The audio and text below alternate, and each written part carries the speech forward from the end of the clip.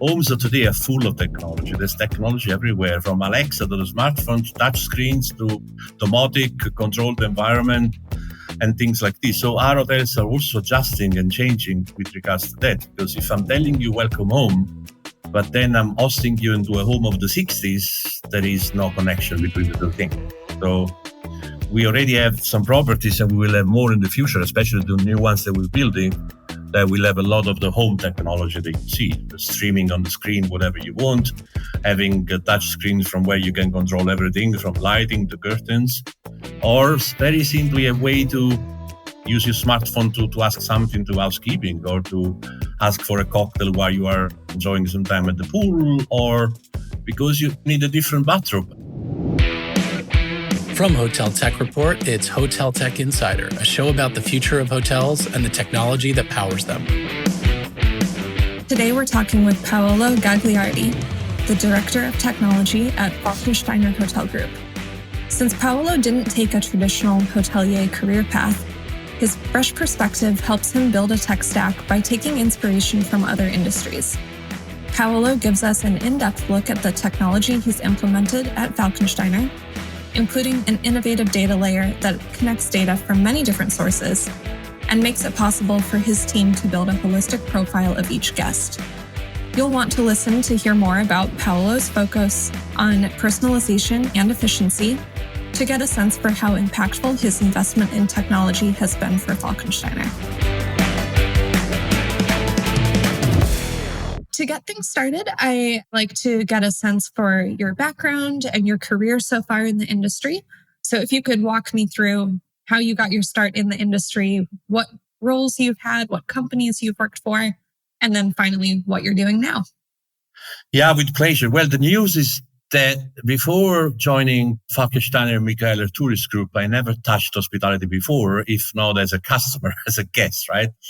I'm Italian of origins, and I'm an engineer as education. So I spent 26 years of my 28 years career in things like system integration, so very traditional IT, telecommunication a lot, but also the digital payments, and in general, digital transformation according to the period that the various technologies we were dealing with. So therefore, I've worked in different continents. I worked in Europe. I worked in US, California at the time of the big bubble, the dot economy bubble. I've worked in Asia, in India. I worked 8 years in Dubai. And while crossing the oceans, I was also stopping in Europe every now and then. So I've worked with, large telco organization in India and in Europe. I've also worked for startups. And you could say I'm a very normal person who did the traditional jump from a technical background into a managerial position until I've been running companies as CEO. And then I reached an age where I said, okay, this is not fun anymore. So I really want to roll my sleeves up again. And I was lucky and blessed to have the opportunity to join this group of companies. I have a fantastic relationship with the owners and the founders, especially Mr. Michaeler and the Falkensteiner brothers, that trusted me to design and execute the digital transformation strategy for this group of companies. And the good news is that this group realized, probably before many other hospitality groups, that digital transformation is a tough but sort of needed requirement, because hospitality needs to evolve, needs to change and enter the 21st century also from a technology perspective. And this is exactly what I'm focused on now, with a lot of non-hospitality experience, but a lot of horizontal technology experience in my background. Can you tell me a bit more about what you're doing now and share a bit more about the hotel group? Yeah, well, this is a group of company which is now 66 years old. Everything started with a small property in South Tyrol in Italy from the Falkensteiner family until across the years, especially in the mid-90s, it developed into the large group that we know today. We have more than 30 properties, all of them high-end leisure hotels, 4-star, 5-star, 5-star plus, located in 7 countries across Europe with a very strong focus on countries like Italy, Austria, Croatia, and a vast majority of our customers coming from the countries that I just mentioned, or in general, the DACH region, which is Germany, Austria, and Switzerland. But we also have customers from all over the world, from US, from Eastern Asia, but most of our customers are coming from Europe. And we offer, as I said, high-end hospitality with a very nice personal touch. Our motto is welcome home. So we strongly believe that, wherever you go into any of our properties, you should really feel like you're going to your house, to your place, to the place that you love, the place that makes you feel fantastic and safe and well treated. And therefore, even when we work on technology, we should never forget that technology should never be just a cold tool that, makes things for us, but should always look very carefully how we make the experience for our customers even more engaging and more pleasant, so that, when they leave our properties, they always leave with fantastic memories and fantastic feelings. And they only look forward to coming back the next time they have the opportunity to do that, right? So what we're doing, the thing is that hospitality, the reason why probably hospitality is a little bit behind in terms of technological development is nobody's fault. It's just that hospitality started to accumulate legacy landscapes by putting solutions on top of each other's without not too much attention on the technical requirements because of a lack of a skill set in general in the industry. And therefore, nowadays, you have probably most of the hospitality companies, big ones, small ones, it doesn't make any difference, running on a lot of legacy systems, on-premise based, proprietary, closed, auto-referenced, stuff like that. Does not make the evolution of the business easy, but it still makes it very complex and very expensive to run. And more importantly, now in the 21st century, especially now that AI is here with us, data are really everything. So the quality of the data, standardization of the data, and easy access of manipulation of data, it's essential. Companies that can't really do that are not leveraging on anything, right? Hospitality has an immense knowledge about people because, we end up knowing a lot of things about people, who they are, what they like, where they go, what are the things that they prefer doing, where they are off, stuff like that.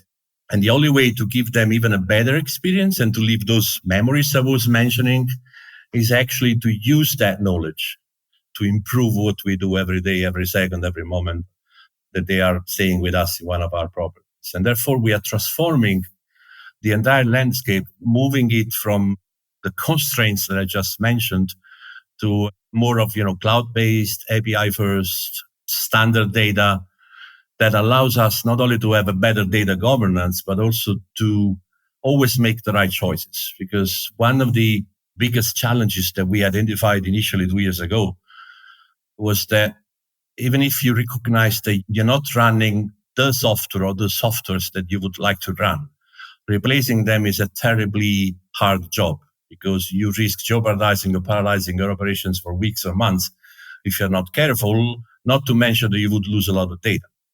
So if I can mention, one of the critical projects that we decided to start, and it's almost completed now, is we introduced a new layer in the landscape. It's a orchestration platform. We like it to call it ByteLoop. It is basically an API middleware which is able to talk to any platform in any possible way, ideally using APIs, but we don't dislike using static files if required. And the objective is not just to have easy integration for whatever we want to replace or whatever we want to introduce as innovation to our landscape, but it also allows a much better governance of data. We have standard data. We capture all the data that flow across those communications from platform to platform, and we store them into a central database that is, of course, in the cloud, hosted into Azure cloud, that we now consider our source of truth. So we are moving away from having 28 scattered sources of information across the landscape into a single one. I'm not saying we are there, but this is where we're going. Moving data, especially when you talk about millions of guest profiles. I'm not going to give you the exact number, but it's millions. Moving data is not a job that you do overnight, but it takes months. And this is exactly what we're doing. And now that we have this machine in place, we're very happy with it. We are using a technology from a company called MuleSoft, which is a Salesforce company. The platform is called Anypoint. We have an amazing partner working with us. It's called Cap4Lab. It's a German company.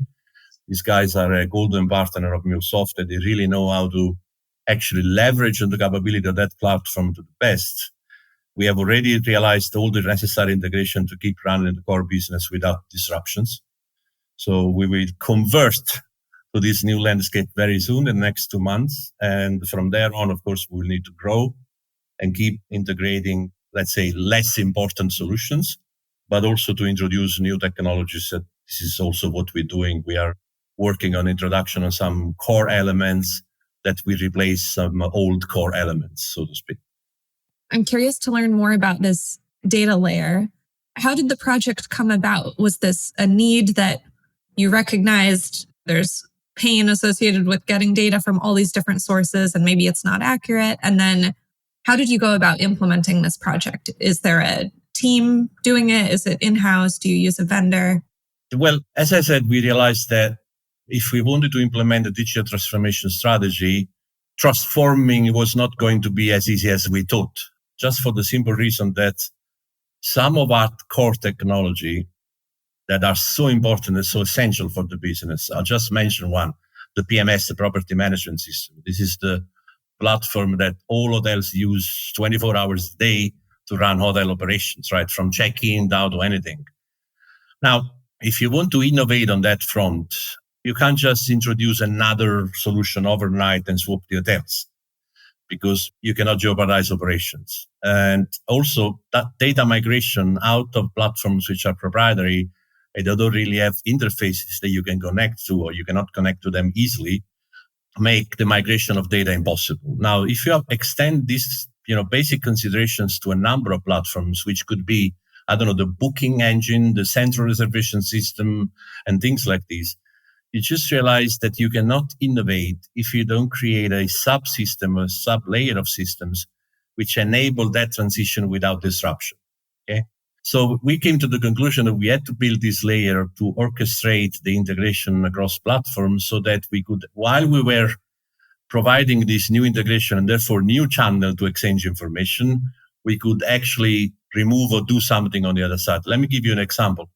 Today, the PMS, the property management system in every hotel, not just in this one, is interconnected to a plethora of different platforms. For example, a booking engine, right? So when you go on the website and you book your vacation, the first thing that machine will do, we talk to the PMS and make sure that you get a room, right?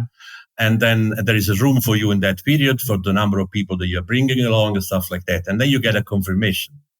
When all that happens on a proprietary channel in a proprietary way, you can't really intercept anything. You cannot stop it. Otherwise, you don't offer people the ability to book anymore until that situation is done. If you create something that on a parallel track can actually deliver the same information in a structured way, you are achieving at least two results. Number one is that you have a much easier flow of information from A to B and back to A, but also you capture all the data properly. You put those data where you want in the format that you want. And that means that for every booking, we can capture information about the bookers, right? So who is this person? Who is his family? What is that they like? What is that they want? What is they requesting? How much they are spending? All this information. You realize that once you have a few millions of this information, you have a lot of data which become very useful to actually customize your offer more and more and try to match what people want from us, rather than offering always the same flat service to the same people. And this is particularly helpful in a situation like Falkensteiner because we have several different offers that we give to different people. So we have family hotels where, for example, we put a lot of focus on kids entertainment, right? But we also have active hotels, which very likely are more oriented towards people or couples that like to be very active. They like to do sports from the moment that they wake up before they go to bed. We have wellness hotels where there is a lot of attention to what we do in the wellness center, in the spa. So once you know your customer better, you can actually squeeze those capabilities that you have to the maximum and offer customized and tailor-made hospitality products and services, which is exactly what this world wants today. Hospitality has also changed a lot, and people discriminate a lot when they decide where they want to go, depending on how good you are on matching their own needs and requirements. And therefore, the ability of differentiate the offer is an essential element. And like I said, data and everything. And another problem that we had is that the best way that we could find in the previous years to collect those data was to, sort of dig into those 28 different sources of information, try to aggregate the data in the best possible way. Tons of scripts, handmade scripts running overnight, trying to bring the data where they were supposed to be, producing management reports or financial reports. Okay, all good, but very expensive, very difficult to run, very risky, and also not always accurate, right? And the last thing that you want is give a wrong financial reports to the CFO or to the CEO, right? So by considering all these and made all the thoughts that we could, we came to the conclusion that we needed this additional software. We initially thought we could do it internally, but one of the challenges of hospitality is that the core business is something completely different from technology. We sell experiences, we sell emotions, and therefore the effort and the budgets that you put on technology, they are always limited, especially when compared to the core business. This is something you cannot get away from. And therefore, we came to the conclusion we didn't have the skill set and even the resources to do this, because this was going to be, and is actually now, a central element of our landscape. It has to work flawless. It has to be extremely good on performance, reliability, scalability. And in order to achieve all these things, you need knowledge and resources. So we went out on the market, we scouted for a few solutions, and we concluded that we wanted this AnyPoint solution from Usoft. And we asked one of their golden partners, Cap4Lab, to actually help us to build this platform. We did a phase 1 or a prototype, which was very successful. And now we almost finished with phase 2. And when we finish with phase 2, it can go into production. The focus on personalization is really interesting to me. When we look at other e-commerce websites like Amazon, all of the recommendations are so personalized.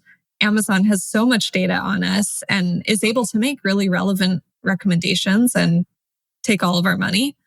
So I'm curious, what sort of results have you seen, or any early signals that the focus on personalization is giving the results that you want? See, the thing is that, of course, we already do that. Well, at least we try, in the sense that having those data, even those scattered across platforms and not always in the same format as we wanted, that we do that. So we are not selling anything flat, but we realize that there is a lot of room for improvement, in the sense that, especially with the new generation of customers, millennials and their kids, etc., their expectations are changing. For example, they look a lot more about how a place is sustainable rather than what kind of food you're serving. But food is also important, because we have a lot of different choices for fruit, from vegetarian to vegans to people that like eating all the fruits or whatever, or people that have a special taste for fish and stuff. So if you start building your ability to capture data with even more details, you can only become better. Let me give you an example. I'm sure many hospitality companies, they know that what people are drinking, more or less, right? So for example, you can say that people are drinking water, or they're drinking soda, or they're drinking super alcoholic drinks or beers.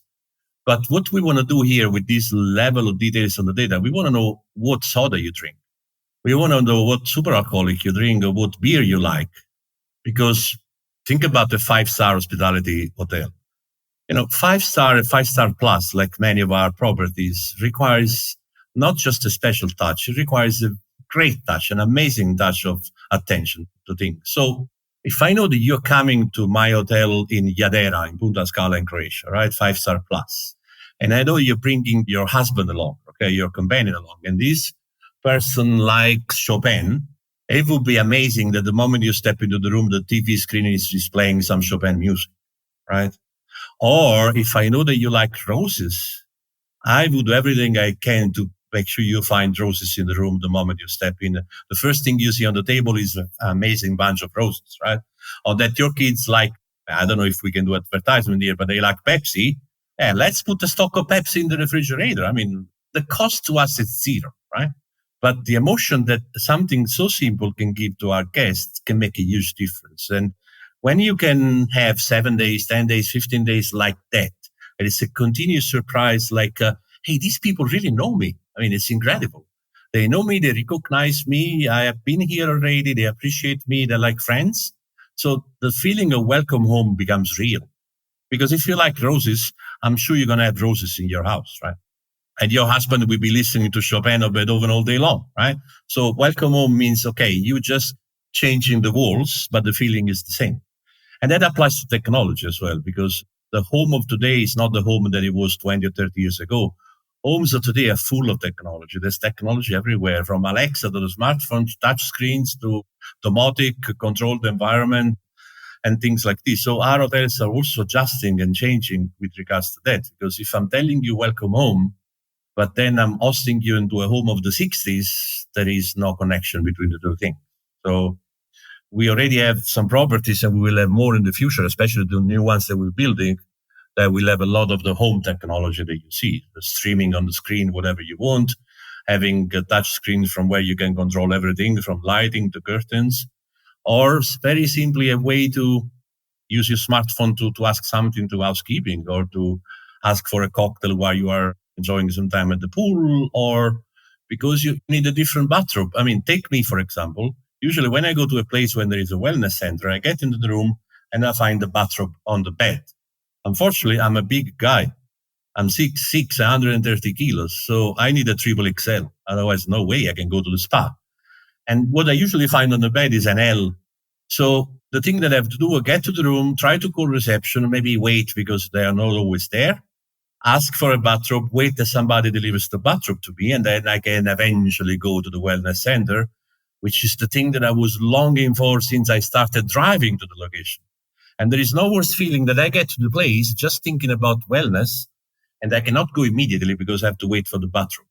Now, if that product knew that I was a big guy, they would do whatever they could to just place a proper bathrobe on the bed for me. When I know that, I can do that. How do I know that? Because first time that happens, that I'm asking for that size, the housekeeper will log that information in the mobile application that they use that we have, because we have deployed a cloud-based technology that allows housekeepers and maintenance to work with that technology. We'll put that information in the housekeeping solution throughout our API middleware.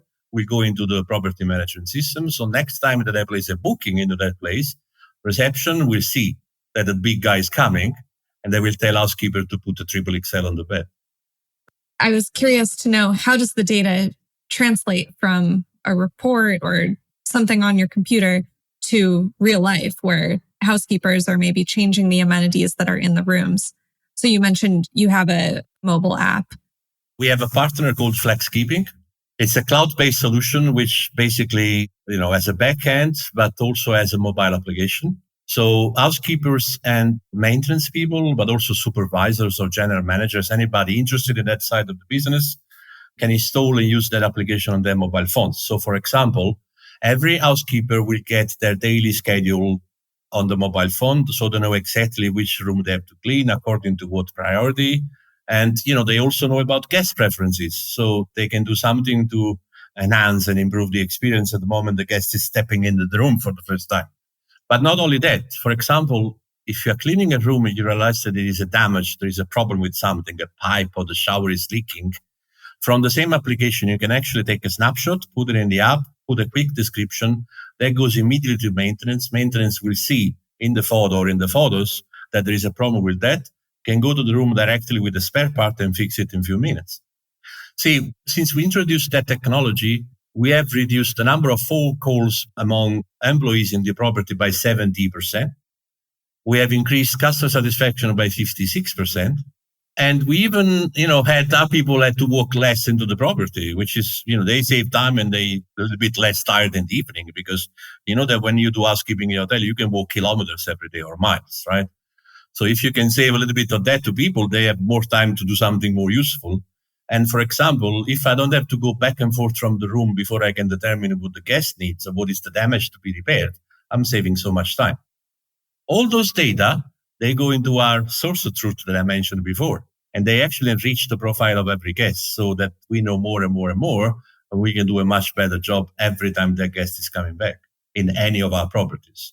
And you mentioned guest satisfaction has improved as well. How are you measuring guest satisfaction? Is there a system you're using? We have several ways of measuring guest satisfaction, from the most common traditional tools, which are the over-the-top channels like Booking.com or TripAdvisor.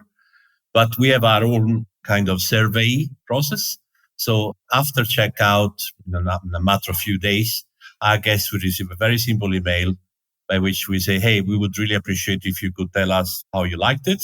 Would you please, fill this survey? It just takes a few minutes of your time. It will be very useful for us.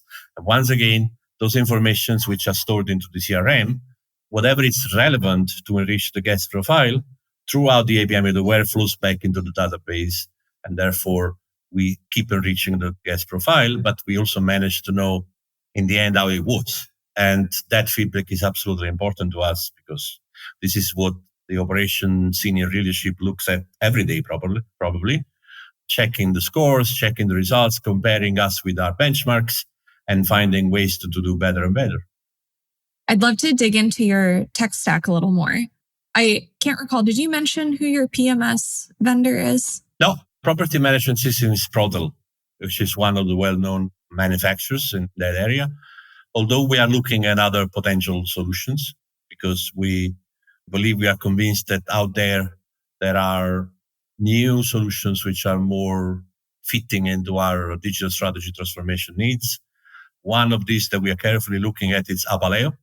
Abaleo is a very innovative company that made the step from startup to a real company now. And their PMS is actually what I would really use to make a PMS myself. Right? First of all, it's native in the cloud. And there is a huge difference between creating something in the cloud directly, made for the cloud, rather than migrating something into the cloud for the first time. But the beauty of this solution is that not only is essential and goes straight to the point of hotel operations without any other useless functionalities, but what is really good is that it's an API-first solution. API-first means that when you build a piece of software, you implement the API before anything else.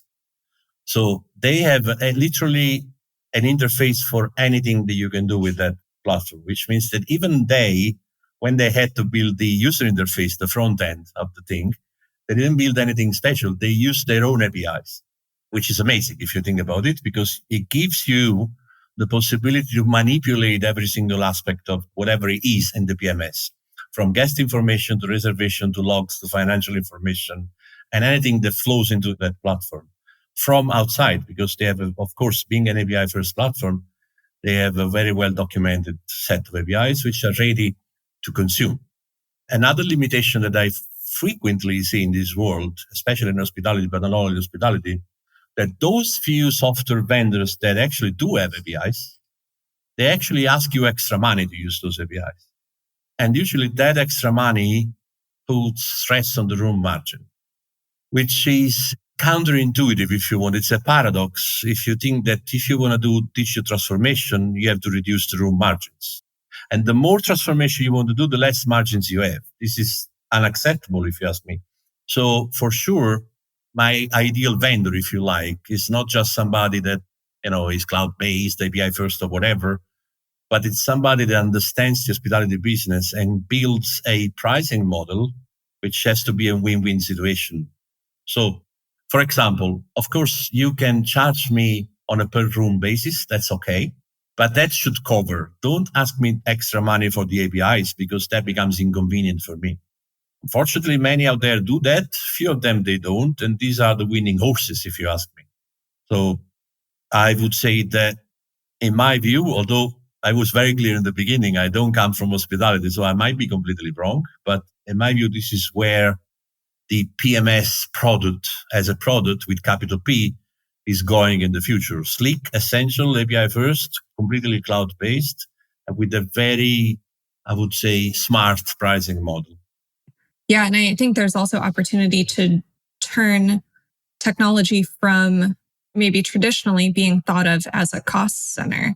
This is just an expense that we have to incur, but in reality, it should be unlocking revenue. It should be saving you money on personnel time. It should be giving you opportunities to get incremental revenue rather than just being an expense line item.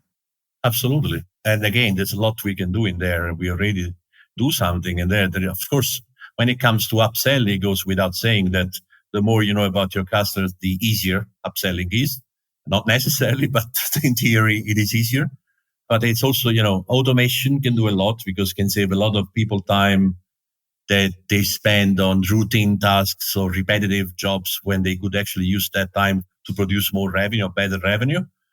And I would never underestimate the possibility to create new revenue streams. I mean, let me give you an example. Another of the things that this new generation of customers, they are really looking at very carefully is they want to go into places where they know that they can spend time outside the property and they do amazing things out there. So another thing that we're working on is actually adding the possibility to our guests also to have a sort of catalog of experiences they can get outside the property. Of course, it's a selected set of experiences from a selected set of vendors, partners that we trust, or partners that our partners trust. And I mean, for us, the cost is, I wouldn't say irrelevant, but it's minimal. But the value that it adds to our guests is immense. And it also creates new revenue for us because, of course, I mean, it's a new product that you're buying and therefore there is an extra cost for it. And it's an opportunity that I would never underestimate. And we will soon, pilot this solution in Croatia. And then if everything goes well, we will extend it to the rest of the properties. We need to be extremely careful in what experiences we select, how convenient they are for our guests, if the price also makes sense to them. But I think there's a lot of opportunities out there. Just going back to your tech stack, also curious to learn about revenue management and distribution. How are you approaching those? When it comes to distribution, we rely almost completely on our booking engine partner. We have two partners for the booking engine / CSR, so to speak. We use cloud technologies which already have inside the solution all the, let's say, distribution features and connections and channels that you need, from the most well-known, like Booking or whatever, to some regional partners depending on the needs. I mean, of course, as an operator, we might have needs which are completely different from Marriott or Hilton or whatever, but we also make our choices there. So distribution is managed completely from the cloud solution that is embedded in a booking engine and channel management solution. We are also looking at other alternatives. For example, recently we are monitoring very carefully some blockchain-based solution, which of course would make the cost of distribution extremely low. But we like innovation. We like the idea of being on the edge of innovation. We don't like the idea of making innovation, right? Because we are not pioneers. Again, we sell emotions. We don't sell technology. And even though these new opportunities are very interesting, we don't really see anything useful at the moment, especially in terms of blockchain, because the big challenge for blockchain is, okay, it's very convenient from a price perspective, but the volume that you can achieve is irrelevant to the volume you can achieve, for example, when you use booking.com. So when you pay Booking, you don't pay Booking because they are sending you a reservation. You pay booking.com because you are exposing you towards millions of people. That's where the value is, right? And so before these new alternatives compared to the traditional ways can become interesting channels, I think there's a little bit of time and effort to spend on them, but we are watching. We watch everything, probably more than we should be watching, but it's better to know more than know less, right? And then revenue management. Okay, revenue management, of course, we have a solution which is called Rateboard, and it's easily integrated, I want to underline easily, integrated with our technologies. It's a great platform. We like it very much. We have an amazing relationship with them. It's part of the Zucchetti group. And they actually listen a lot to us. I think this is another premium value that I always look for into partners, that when they listen to you. Now, I don't necessarily mean that they do whatever you want, but listening means considering. And if you have a process to listen and consider your customer needs, sooner or later, you're going to end up having interesting functionalities in your roadmap, right? I understand that when you have a software as a service solution, it tends to be a black box because when you change something, you change it for all customers. But if you can run a process which can actually incorporate customer requirements, you can deliver, that makes a huge difference for people like us. And Rateboard is a good example. And so revenue management happens through that, which means we have a lot of information coming from our competitive set, depending on locations, on periods, on people, etc. And actually, we have a team that is actually monitoring and executing changes to price and to rates and offers, sometimes real time, depending on what happens. Now, what I see there as the next evolution in terms of revenue management, I see a lot of room for AI. I mean, first of all, AI can process volumes of data that humans can only dream about. And also AI can see patterns where humans cannot. So I'm envisioning, if I can say so, the next generation of revenue management solution with very AI centric, where ideally the AI will do a lot of the work, not everything, because I think that human supervision will always be required. But AI will do a lot of the work and will be a much better and much faster and more effective work that any human can do, even the most expert revenue manager you can think about. So again, we are in a situation where a lot of work happens manually, even if supported by a lot of useful data. But tomorrow it's no longer the case. So I'm just expecting the next step. And with the actually speed or pace that things like ChatGPT or Google Bard, which is going to be Gemini and things like these, Elon Musk investing into that, Amazon investing into that, a lot will be changing. I'm sure the AI is here to stay. We should reconcile ourselves with that idea.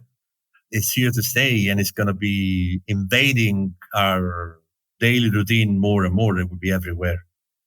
See, what I really like to think is that AI will soon bring those technologies from proactive to predictive, right? And this is where the artificial brain can make a difference. Just because, if I'm telling the machine that I have an objective and the machine can foresee that I'm not reaching that objective, it can actually suggest me things to do and say, listen, now there's a situation here. If you do this, you might actually catch that number or that KPI because, we changed something.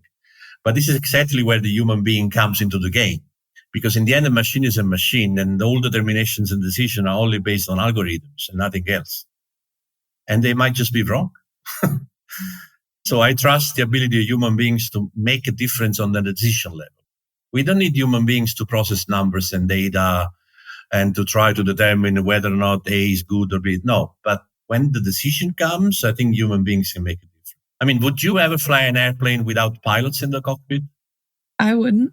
No, because I think AI can do 90% of the work. But when there is an emergency, right, I want nothing else than a couple of human beings, very well trained and no panic people in that cockpit. And then on a smaller scale, that is exactly what happens with business. Switching gears slightly, I just have a couple more questions. Wondering at Falkensteiner, what are one or two high priority business objectives that you're working toward? And how is technology helping you get there?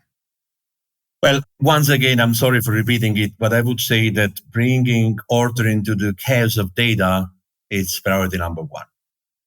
Again, we have so many data that it would be a shame if we don't do something to improve them, to make them better, and more importantly, to use them. You would feel like owning a Ferrari and then driving at 30 kilometers per hour. Now, I'm not saying you have to go 300 necessarily, but if you own a Ferrari, sometimes once a week, you would like to go on a truck, and free out all the horses that you have.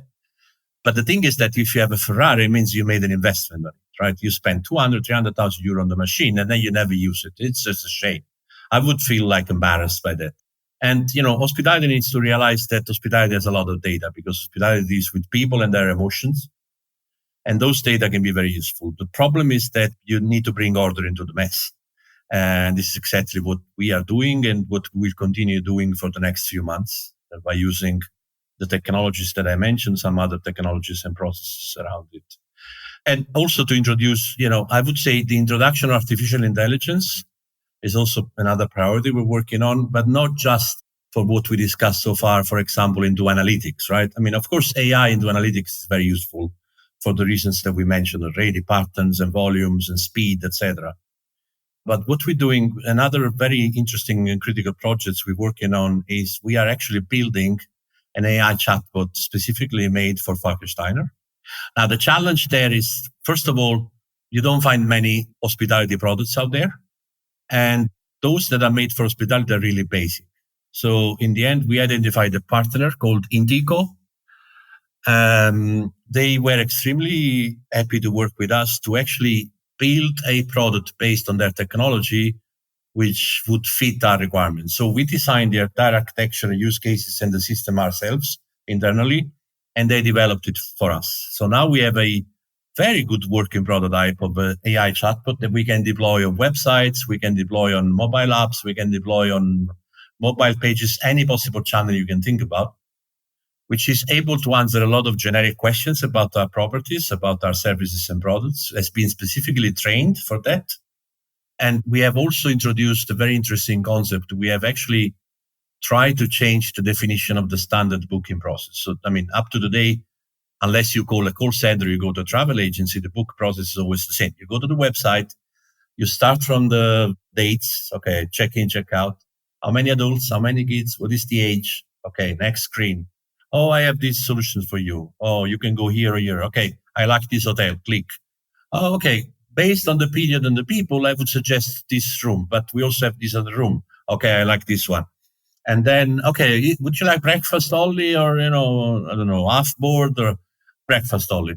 Would you like any tennis package or, okay, no, thanks. And then you end up into the landing page where you have to fill all your information about yourself and your family and pay. It's okay. It's something that people are used to, but it's boring. So we have now implemented a different approach. You can actually shoot your request to the chatbot, like talking to a person and say, hey, I'd like to go to Croatia from 20th January to 27th, 2 adults, 2 kids, 12 years old, 10 years old. Can you make me an offer? The chatbot, depending on the situation, will ask if you have a budget in mind. And then by interacting with the booking engine in the background, things that the user will never see, of course, will just give you a choice and say, okay, listen, I think you should go to Yadera because it fits your needs. We think you should get this room. Okay, you like that? Yes. Okay, you want to have breakfast only? You just want to sleep or whatever? 3 steps and you end up into the page where you only have to pay. Now, it's not only beautiful because it changes the experience, but we have created a booking process which can actually place anywhere. Even if you don't have a website, you can still book your vacation using a chatbot, which is honestly amazing.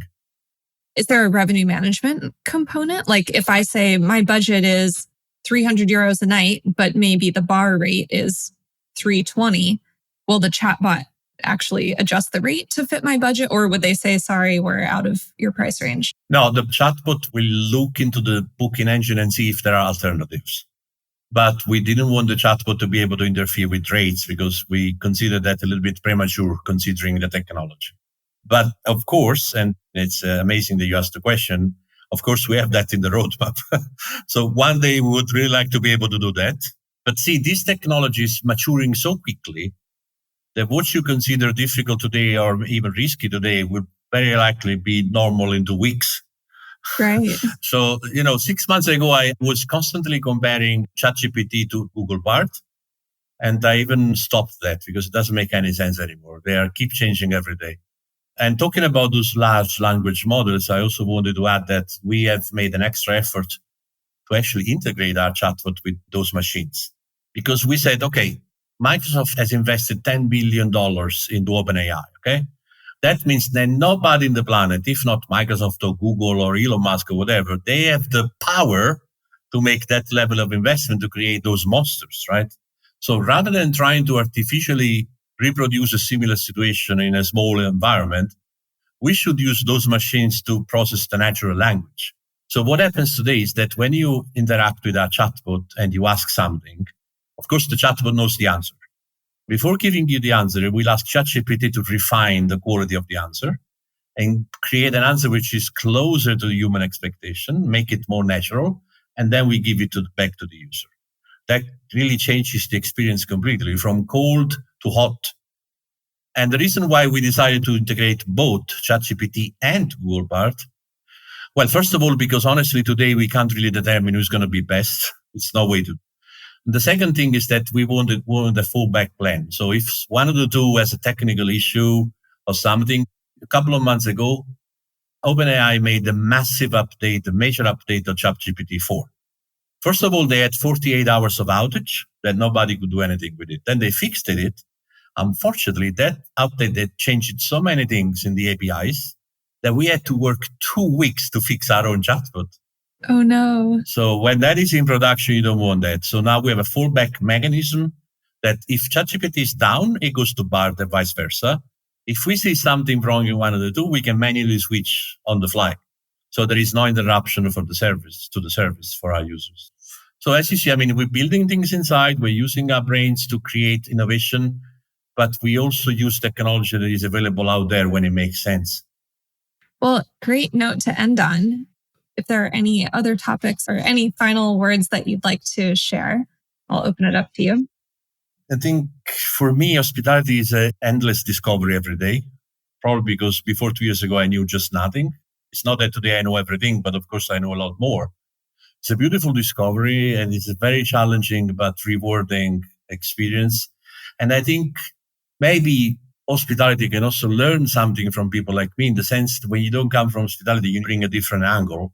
You see things that they don't see because it is like this, right? And I think that having a fresh angle into hospitality also allows hospitality to realize that out there is a lot of technology which is not thought of or made to be hospitality technology, but is so good and so usable and useful to hospitality that hospitality should really have a peek outside and have a look at those things and say, hey, you know what?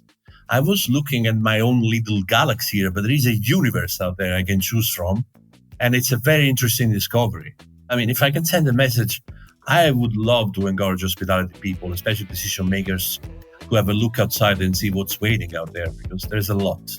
There's a lot also of things that we don't need, but yeah, there's a lot. And the discovery process is fantastic. That's all for today's episode. Thanks for listening to Hotel Tech Insider, produced by HotelTechReport.com. Our goal with this podcast is to show you how the best in the business are leveraging technology to grow their properties and outperform the concept by using innovative digital tools and strategies. I encourage all of our listeners to go try at least one of these strategies or tools that you learned from today's episode. Successful digital transformation is all about consistent small experiments over a long period of time. So don't wait until tomorrow to try something new. Do you know a hotelier who would be great to feature on this show? Or do you think that your story would bring a lot of value to our audience? Reach out to me directly on LinkedIn by searching for Jordan Hollander. For more episodes like this, follow Hotel Tech Insider on all major streaming platforms like Spotify and Apple Music.